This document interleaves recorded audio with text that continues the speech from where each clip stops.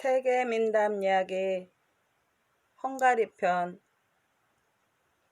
험준한 산과 드넓은 초원에 펼쳐지는 이야기와 각 작품에 등장하는 왕과 왕자, 공주, 요정, 괴물, 악마, 목동, 농민, 집시, 마법 할멈 등 독자적인 개성을 지니고 있습니다. 석상의 아가씨. 옛날 도카지 산 정상에 아름다운 성이 있었습니다. 지금은 성이라고 생각되는 것은 전혀 없었어요. 다만 거기에는 반달 모양의 돌 위에 아가씨의 석상이 서 있을 뿐입니다. 나는 지금 이 석상의 유래에 대해서 이야기합니다. 원래 이 성은 어떤 돈 많은 영주의 것이었어요.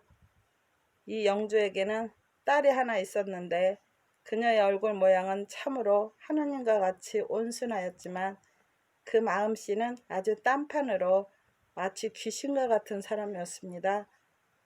아가씨는 도리어 자기의 아름다운 얼굴을 이용해서 악한 일을 저지르고 있었어요. 아가씨는 말하자면 독을 가득 담은 황금 접시라고 하는 것이 적당하겠죠.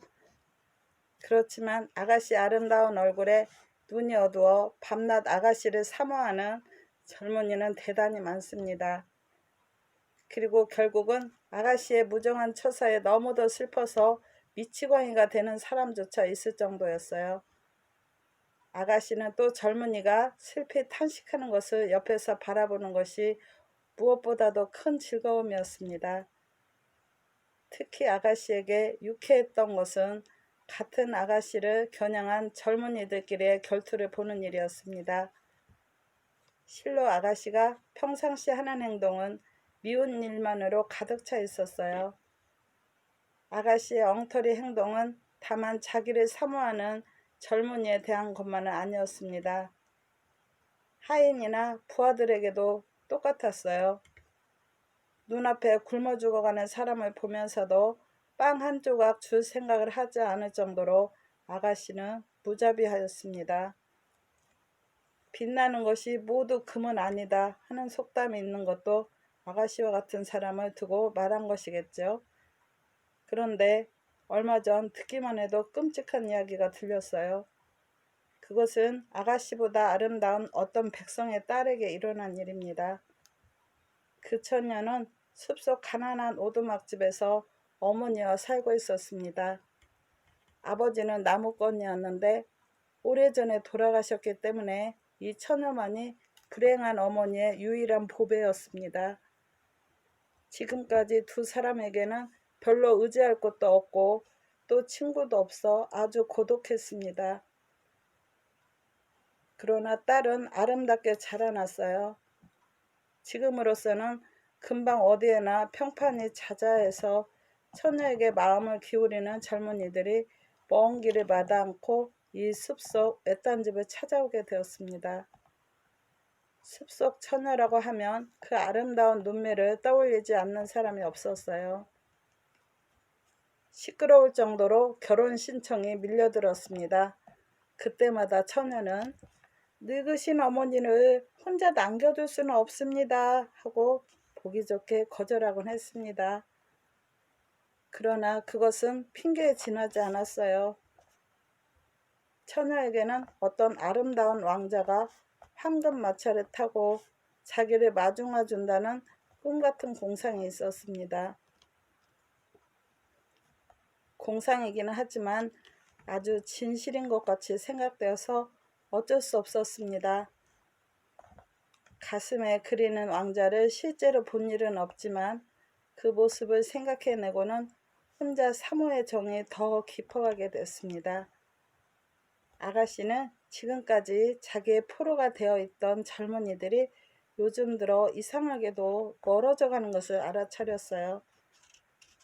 무슨 까닭인가 아가씨에게는 곧 수긍함이 있었습니다.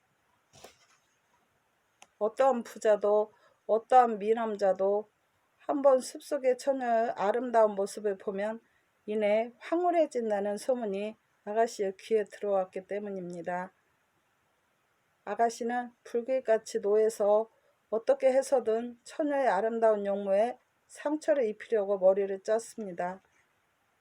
어느 날 처녀가 오막살이 앞에 앉아 있자니까 네 마리 끄는 아름다운 마차가 들이닥쳤습니다.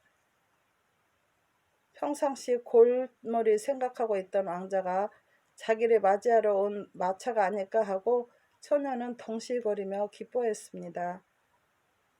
마차가 멈춰 섰어요. 안에서 나온 것은 왕자가 아니었습니다. 한 사람의 여자였어요. 아름다운 얼굴을 하고 있었지만 어딘지 모르게 얼굴에는 증오와 질투가 서려 있었습니다. 나는 말이야, 너를 맞이하러 온 거야. 변명은 하지 않겠지? 신유를 해줄 작정이거든. 아가씨는 무지개 내뱉었습니다. 이 말을 들은 처녀는 공포에 질려서 새파래졌습니다. 제발 용서해 주십시오. 저에게는 단 한 분 어머니가 계십니다. 제가 잊지 않게 되면 어머니는 어떻게 될까요? 저는 아무래도 당신의 시중을 들어드릴 수 없습니다. 처녀는 흥분한 어조로 말했습니다.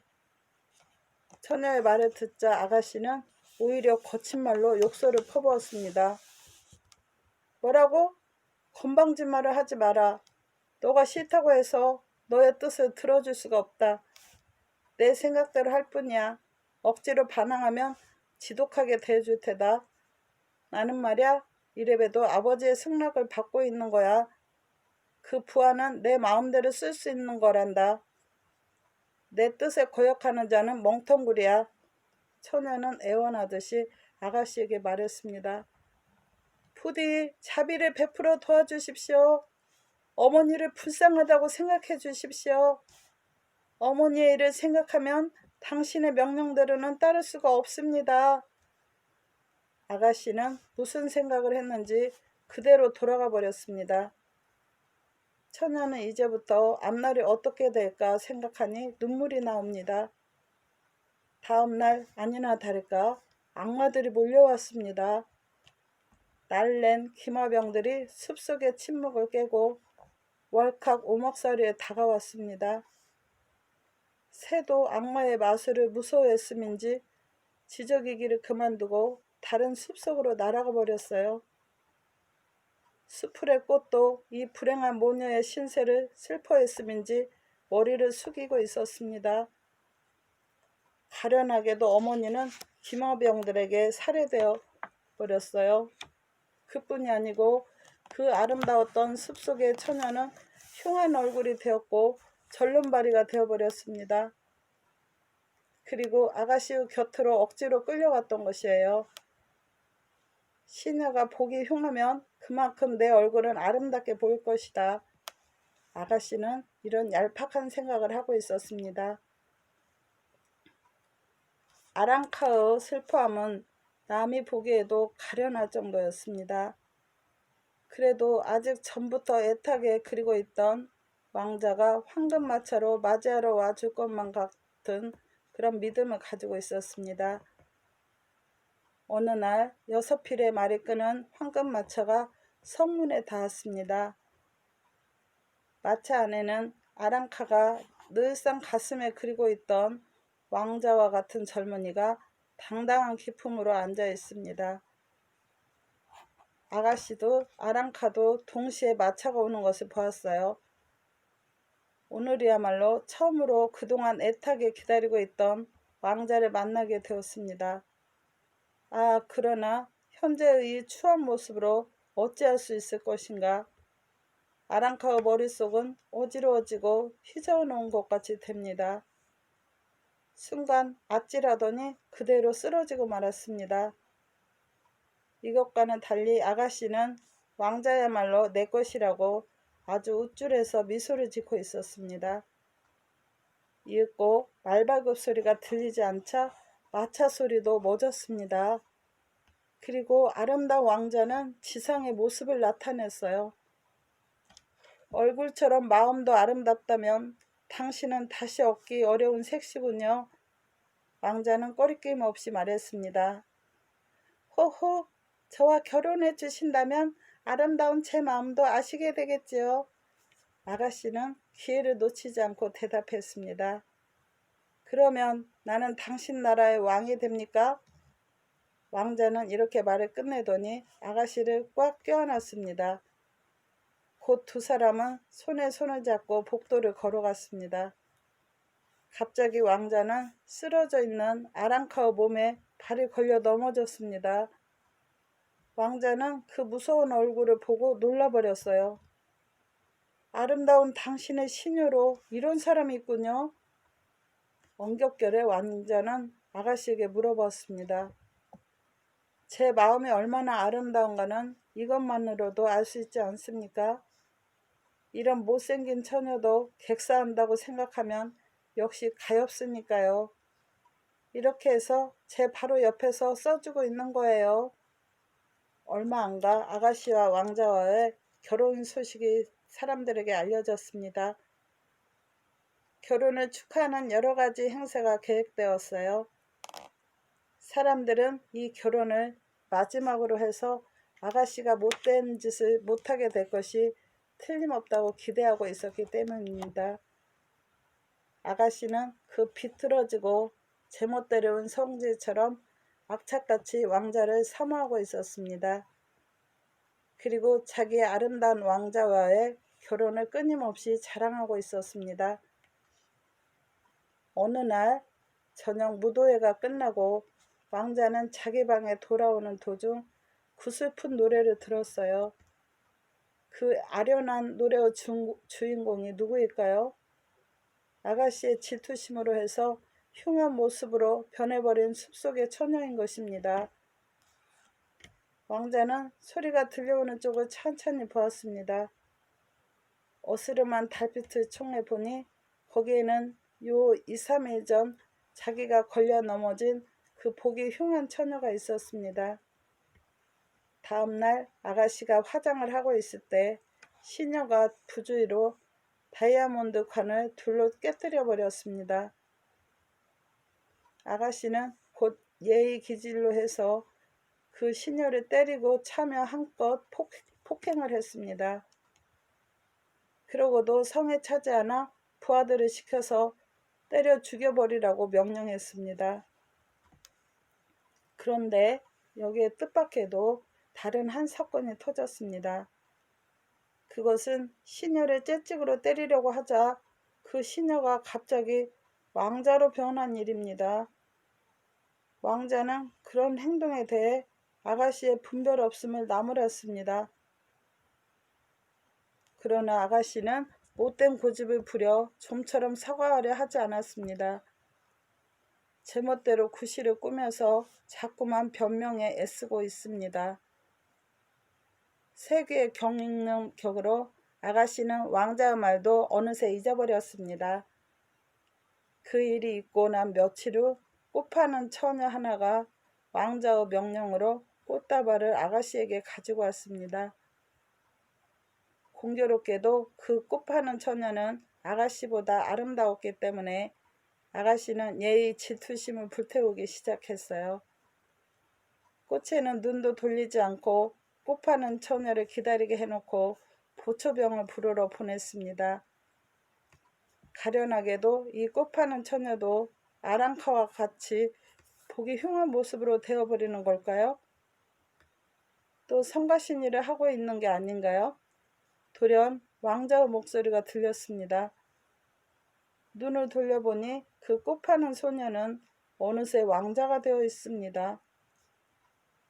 아가씨는 정말 면목이 없다는 얼굴로 왕자에게 손이 닿도록 빌었습니다. 아, 나쁜 짓은 할 수 없는 것입니다.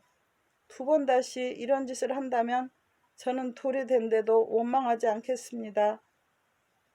아가씨는 거듭 왕자에게 맹세를 했습니다. 아가씨 자신도 이제부터 단단히 주의하려고 결심을 했습니다. 그날 늦게 술잔치가 열리기로 되어 있었어요. 아가씨도 참석하기 위해 만찬회장으로 가는 길에 거울 앞에 멈춰 섰습니다. 하녀들은 음식을 운반하며 바쁜 듯이 일하고 있었습니다. 때마침 늙은 거지 하나가 아가씨를 아는지 모르는지 성큼성큼 그 곁으로 걸어왔습니다.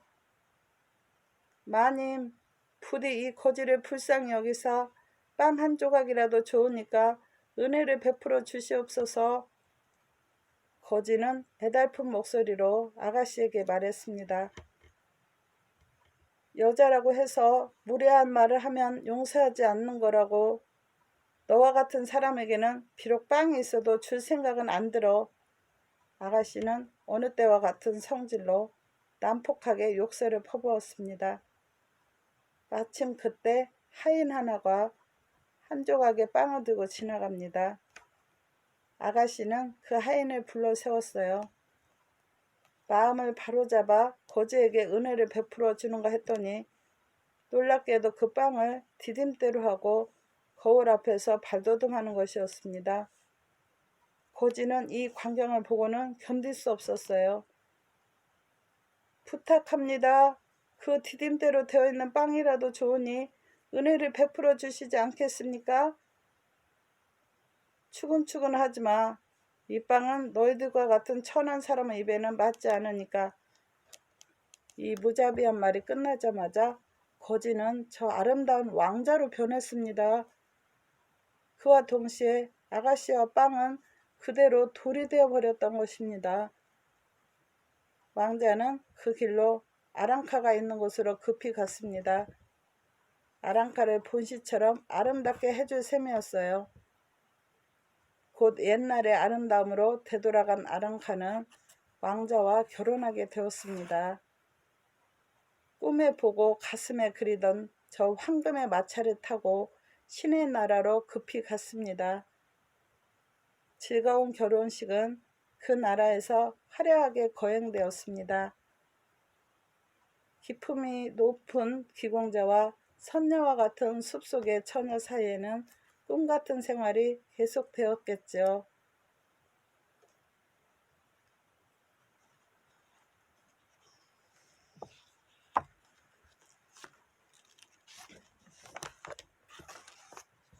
마법의 벚나무. 옛날에 한 나이 많은 왕이 큰 바다 가운데 7번째 섬에 자리 잡고 있었습니다. 이따금 왕은 중병에 걸리곤 했어요. 모든 수단을 다하고 또 많은 의사를 불러왔지만 모두 효과가 없었습니다. 이제는 1000명을 기다리는 수밖에 다른 도리가 없었어요. 이때 공주의 보모가 왕 앞에 가까이 나아가서 이렇게 아뢰었습니다. 왕께서 높으신 목숨을 구할 수 있는 방법이 단지 하나 있습니다. 아시고 계십죠? 저 정원 한가운데 있는 벚나무 말씀 있죠?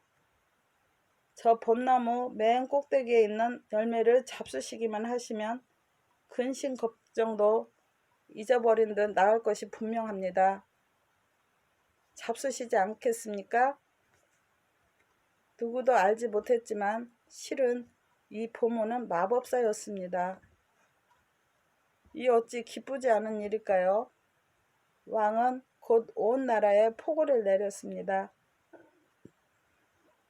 와서 볼지어다. 왕궁 정원 중앙에 한 그루의 큰 벚나무가 있느니라. 그 꼭대기에 있는 열매를 따서 왕에게 바치는 자가 있으면 국왕은 포상으로서 공주와 국토에 반을 줄 것이로다. 온 나라 안은 여러 사람이 모이기만 하면 이 이야기를 하였습니다. 모이기도 어지간히 모였습니다. 제각기 나야말로 그 행운하라고 왕궁을 향해 꾸역꾸역 모여들었어요. 귀족도 있었고 굴뚝 청소부, 뱃사람, 빵구이, 기사가 있고 밀가루 장수도 있었습니다. 귀한 사람과 천한 사람, 가난뱅이와 부자를 가리지 않고 개미가 단 것을 찾아드는 것처럼 이 벚나무에 오르려고 시도했습니다. 그러나 아무리 해도 미끄러워서 오를 수 없었어요. 기껏 올라가 봐야 겨우 4~5자 정도였습니다. 이 벚나무 줄기는 실은 매끄러운 돌이었어요. 사람들은 맨 처음 패기는 어디로 갔는지 아무것도 얻지 못하고 말없이 되돌아갔습니다. 왕의 병은 날이 갈수록 무거워질 뿐이었습니다. 어느 날 젊은 양치기가 왕궁을 방문했어요. 이 양치기도 역시 행운을 잡을 생각으로 왔습니다. 그러나 문지기는 완강히 거절하고 들여보내주지 않았습니다. 야, 안 될 건 뻔하잖아. 용감한 기사조차 실패했는데 너와 같은 흙만 파는 풋내기가 감히 어디로 오른다고? 꿈에서 깨라니깐. 여하간 들어오는 걸 허락할 수는 없어. 양치기는 기어코 들어가야겠다는 듯이 결단코 물러서려 하지 않았습니다. 드디어 왕은 그 젊은이의 열성에 호감이 가서 들어오게 했습니다. 젊은이는 팔딱팔딱 뛰며 기뻐했어요. 곧 그는 6켤레의 장화와 6켤레의 철 장갑을 왕에게서 받았습니다. 양치기는 우선 장화를 신고 나머지는 등에 얽매였습니다. 이것으로 준비는 끝나고 나무에 오르기에 실패한 사람이 이것을 보더니 아예 놀려댈 셈으로 모여들었습니다.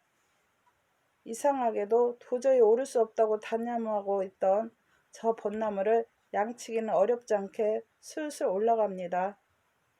어느새 그의 몸뚱이는 하늘 아득히 먼 구름 사이로 사라져 버렸습니다. 벚나무는 우뚝 솟아 있습니다. 구경꾼들은 뜻밖의 일로 그저 멍청이 바라볼 뿐이었어요.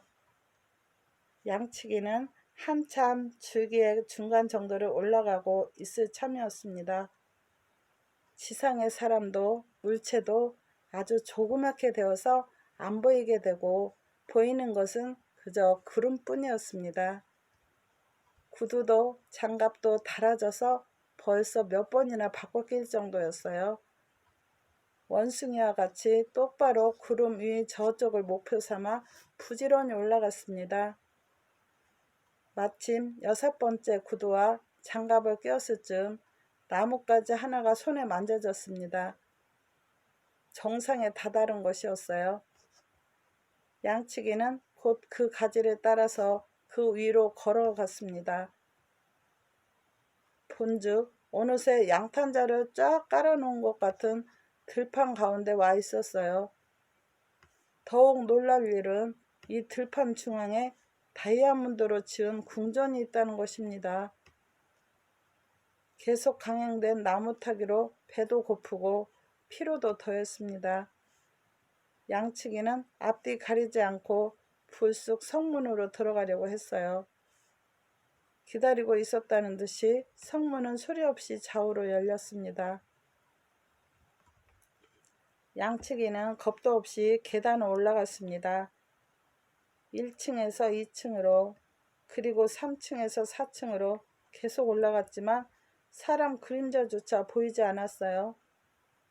기분 나쁜 바람이 어디선가 불어옵니다. 100층쯤 올라갔을 때였어요. 방 안 정면에 사람 그림자 같은 것이 어른거렸습니다. 그것은 반짝이는 보석이 박힌 황금 의자에 걸터 앉은 아름다운 공주님이었습니다. 어머나, 대체 당신은 무슨 볼일이 있어서 나무집에 왔어요? 어디서 온 것입니까? 상냥한 목소리가 쥐죽은 듯 고요한 방 안에서 울렸습니다. 저도 모르게 양치기는 공손하게 머리를 숙였어요. 다른 일은 아니옵니다. 실은 저 바로 저쪽에 있는 벚나무 꼭대기의 열매를 따러 온 것입니다. 뭐라고요? 벚나무 열매를 따러 왔다고요? 수고하시는군요. 그렇지만 저 벚나무 열매는 아무런 쓸모도 없는 거예요. 어떠세요? 그것보다는 여기 계시면서 내 시중을 들어주지 않을래요? 당신의 형편으로는 도리어 행복일 거예요.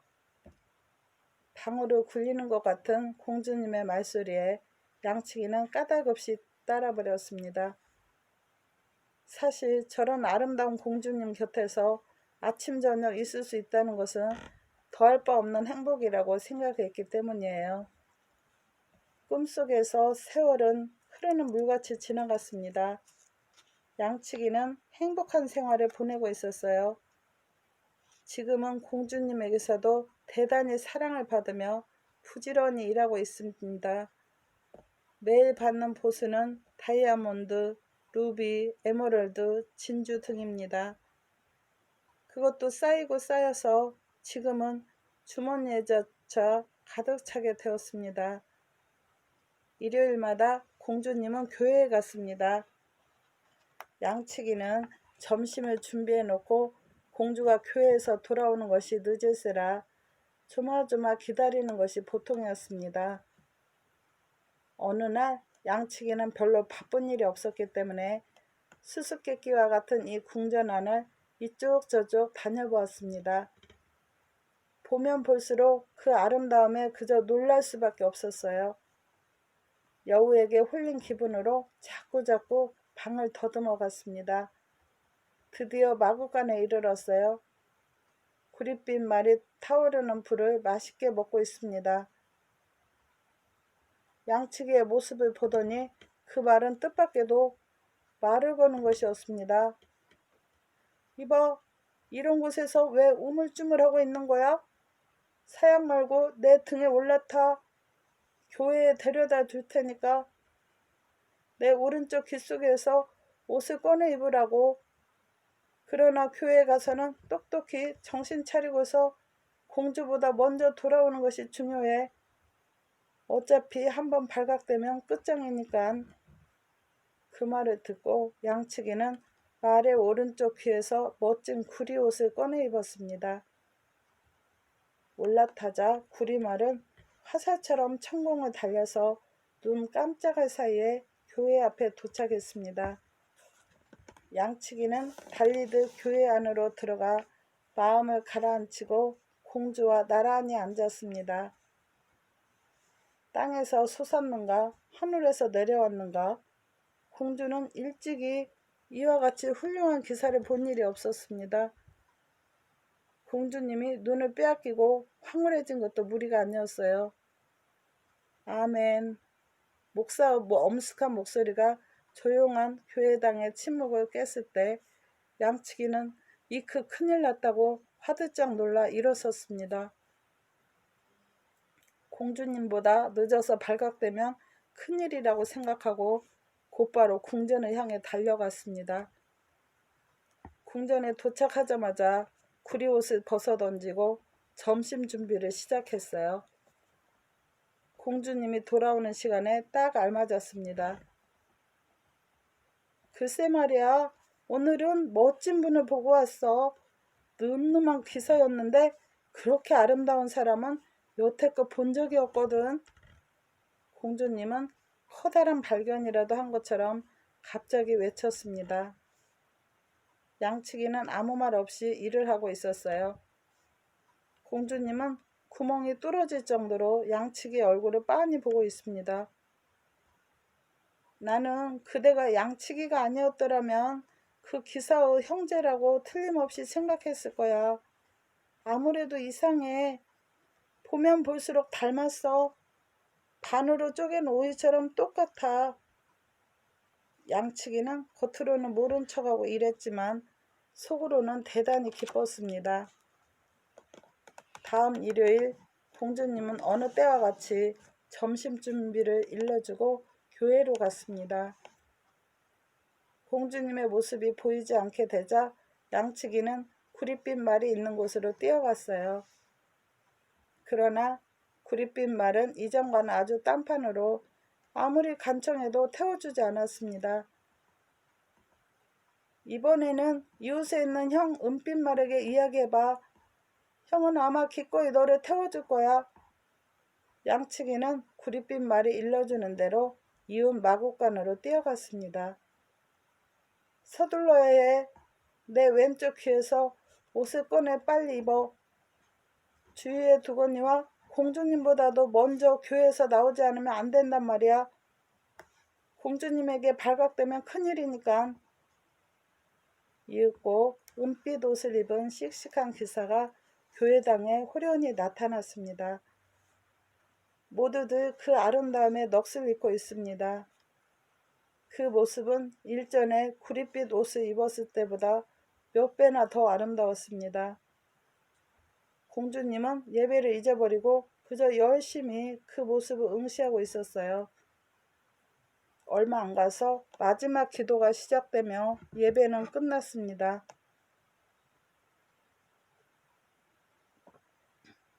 이크, 큰일 났다 하고 양치기는 나는 듯이 교회당 밖으로 나왔습니다. 빨리빨리 뭘 해? 빨리 저 은빛 기사 뒤를 따르라니까. 공주는 길을 쓰고 마부를 꾸짖었습니다. 그러나 벌써 기사는 재빨리 사라지고 발자취조차 없었어요. 공주가 점심을 먹으려고 식당에 들어갔습니다. 모든 요리가 갖추어져 있었어요. 양치기는 기다리고 있었다는 듯이 서 있습니다. 공주는 의아한 눈으로 보고 있다가 놀라서 외쳤습니다. 오늘 교회에 가지 않았어? 천만에요. 공주님 분부대로 식사 준비를 하느라 쉴 틈 없었어요. 어떻게 교회에 갈 생각이나 할 수 있었겠어요? 공주는 누군가를 상상하는 것 제대로 식사도 하지 않았습니다. 그리고 말없이 자기의 방에 처박혀버렸습니다. 오늘은 어김없는 일주일째입니다. 공주는 12필의 사나운 말을 골라 마차를 끌게 하고 교회에 갔습니다. 양치기도 종전과 같이 교회로 떠났습니다. 그러나 이번에는 황금의 갑옷을 입고 금빛 말을 타고 갔습니다. 양치기는 여느 때처럼 제일 앞좌석에 앉았어요. 공주는 이번에야말로 놓칠까 보냐고 눈에 핏발을 세워가지고 그 모습을 지켜보고 있습니다. 양치기는 공주의 태도를 알아차렸습니다. 그래서 상대방이 예상 못한 일을 해서 길을 꺾어주려고 공주의 방심을 틈타서 살짝 도망쳐 나왔습니다. 공주가 얼굴을 들었을 때는 그 아름다운 기사의 모습은 연기와 같이 사라진 뒤였습니다. 실패했다. 곧 공주는 뒤따라 나갔습니다. 12필의 말은 대지를 걷어차고 바람과 같이 날았습니다. 그러나 기사의 모습은 어디로 갔는지 흔적도 없었어요. 식당에 들어오자 전과 마찬가지로 점심 준비는 모든 게 빈틈없이 되어 있었습니다. 양치기는 공주를 기다리고 있었어요. 그대는 2번이나 거짓말을 했네요. 아무리 속여도 안 돼. 그대야말로 저 황금 기사임이 틀림없어. 아, 공주님, 지금에야 고백합니다.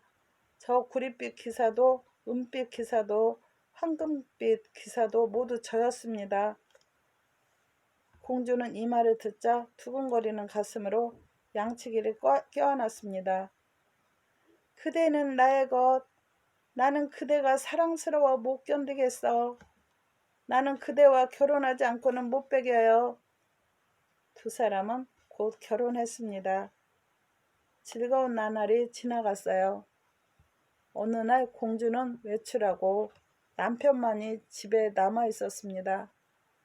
그는 심심한 나머지 성 안을 걷고 있다가 우연히 지금까지 본 일이 없는 방을 발견했습니다.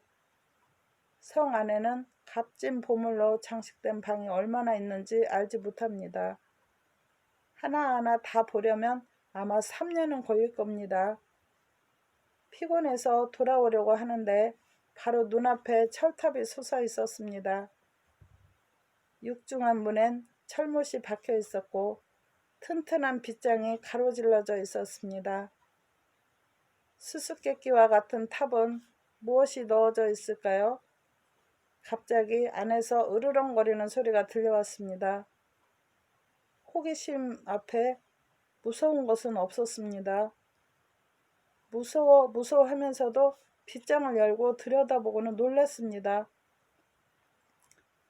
무서운 형상을 한 12마리의 괴물이 벽에 묶여있는 게 아니겠습니까?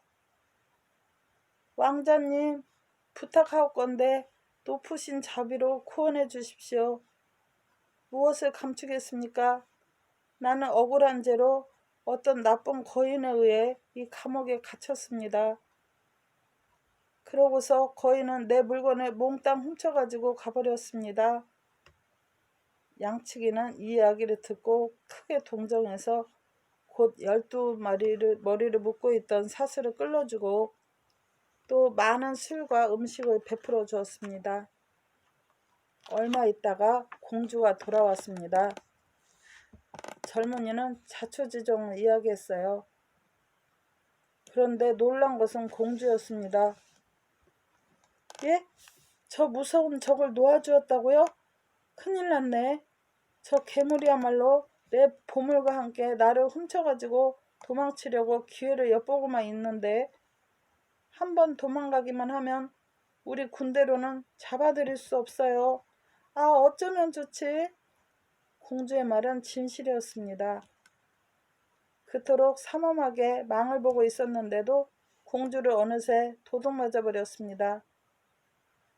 모든 수단을 다해서 찾아보았지만 구름을 잡듯 전혀 행방을 알 수가 없었습니다.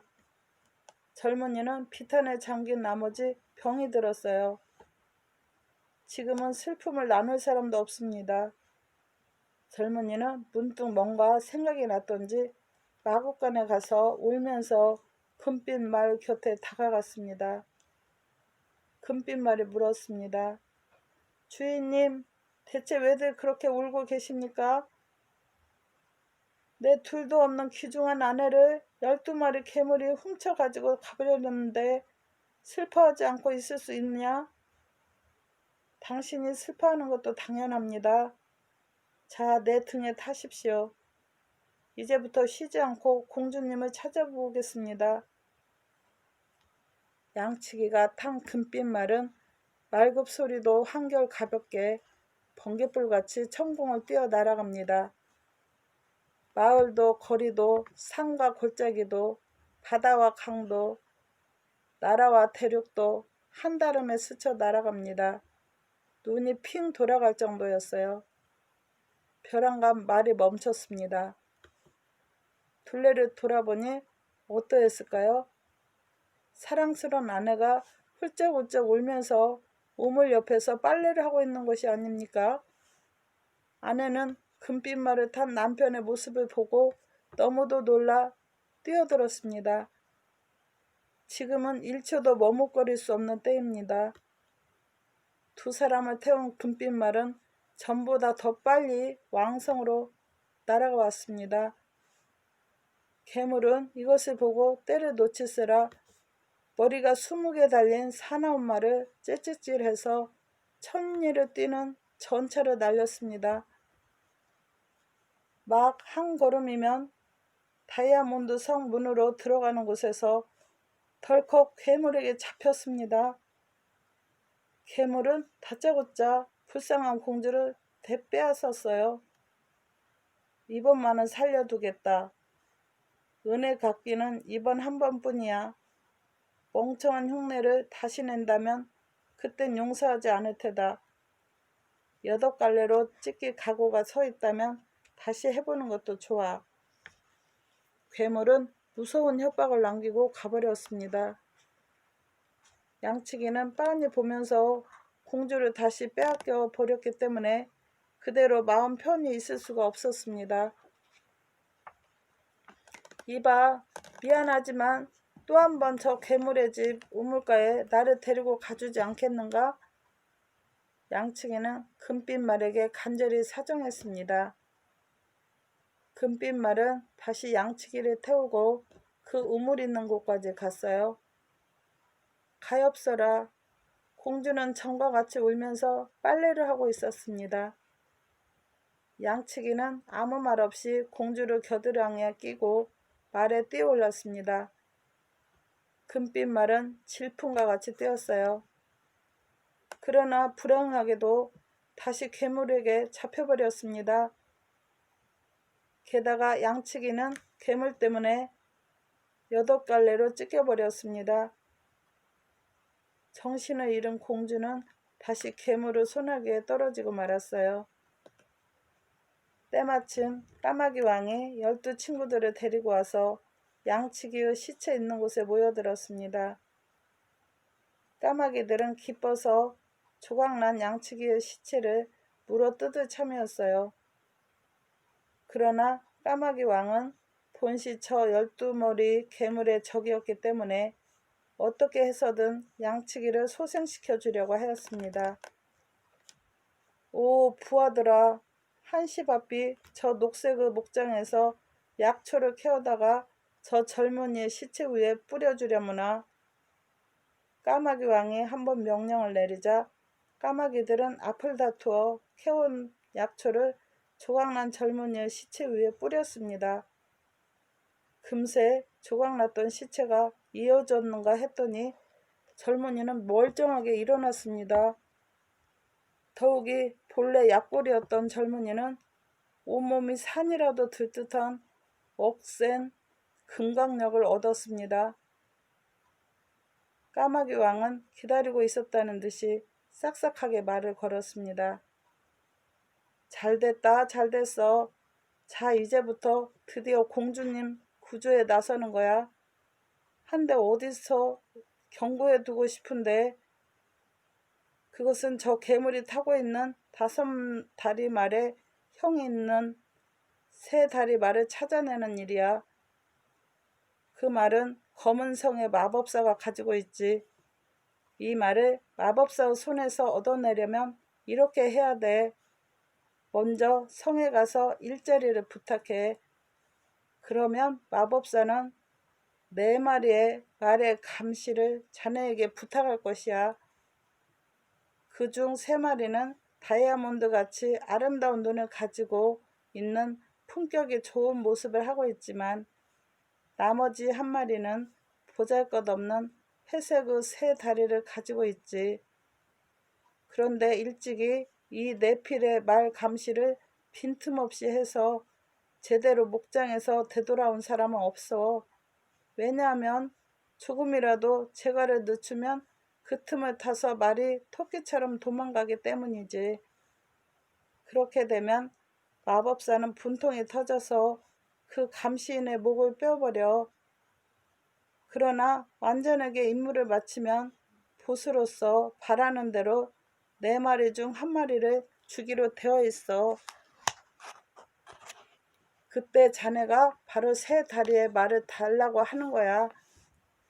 목숨이 아까우면 무엇보다 말 고삐를 단단히 틀어주고 마음을 놓지 않는 것이 제일 중요해.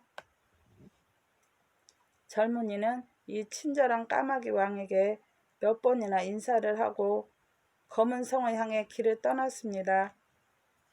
성문에 가서 마법사에게 일을 부탁했어요. 잘 와줬어. 누군가 왔으면 좋은데 하고 나도 몹시 기다리고 있던 참이네. 할 일은 다른 게 아니야. 4마리 말을 감시하는 거야.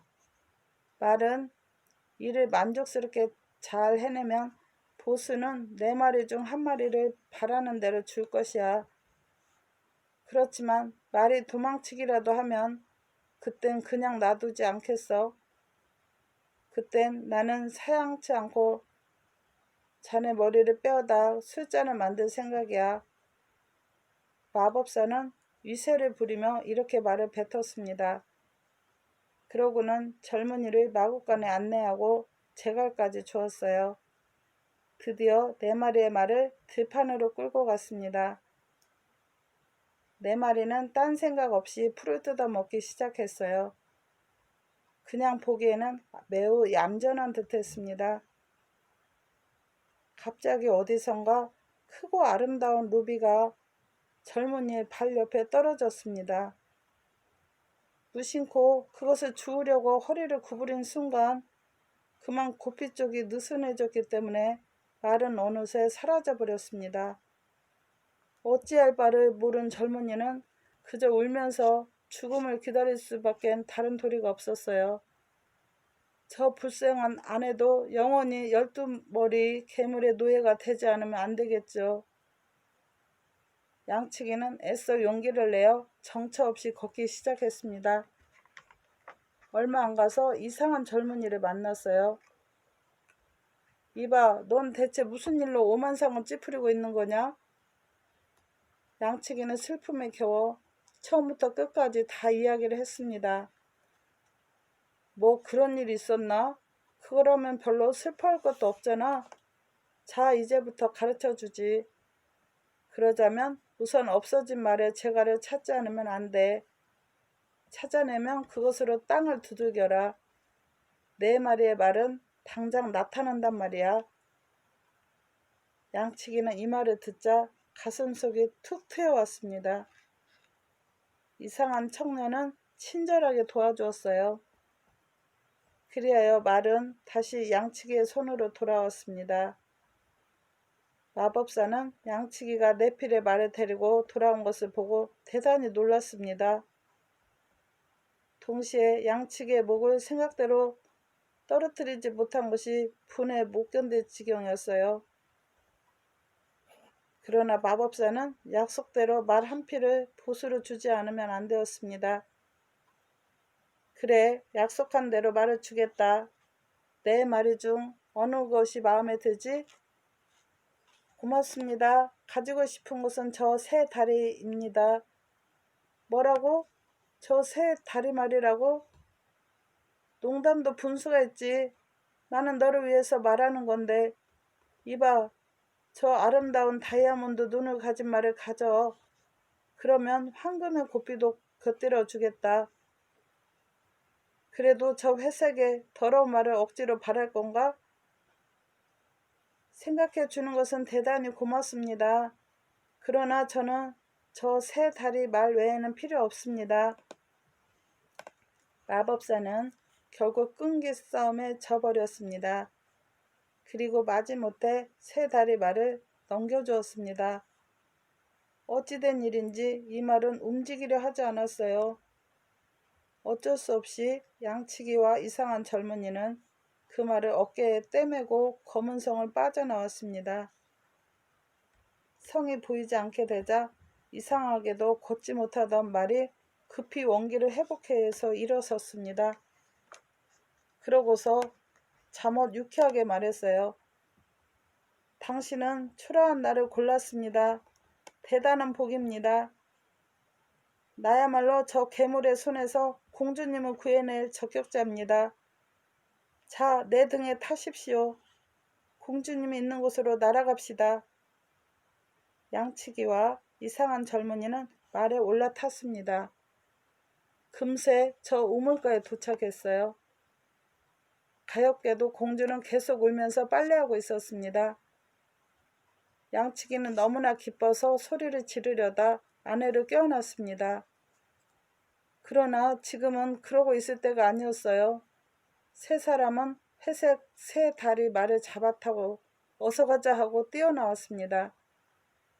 괴물도 여간내기가 아니라 이것을 보고 5다리 말에 올라타고 뒤쫓아오기 시작했습니다.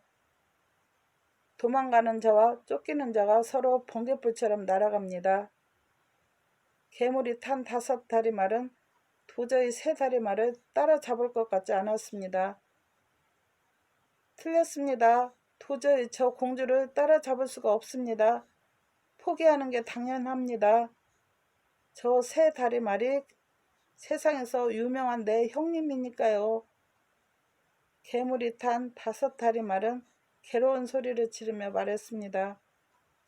뭐라고? 따라잡지 못한다고? 좋아, 겁쟁이 녀석. 따라잡지 못한다면 너의 몸은 개 밥으로 해줄 것이야. 괴물은 짖는 듯이 고함을 질렀습니다. 돌연 앞에서 달리고 있던 새 다리 말이 뒤를 쫓는 동생인 5달이 말을 향해 외쳤습니다. 야, 동생아, 그 괴물을 집어 던져버려. 금방 괴물의 몸은 수천 개 공중에서 화살과 같이 땅바닥을 향해 떨어졌습니다. 그 대단하던 괴물의 몸은 조각조각 부서져서 흩어져 버렸습니다.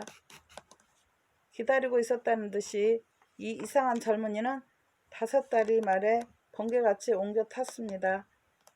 이렇게 해서 기쁨에 뛰는 가슴을 진정시키면서 세 사람은 자꾸자꾸 다이아몬드 성에 다다랐습니다. 성에 들어간 후 잠깐 동안은 기쁨에 휩싸여 모든 것을 잊었습니다.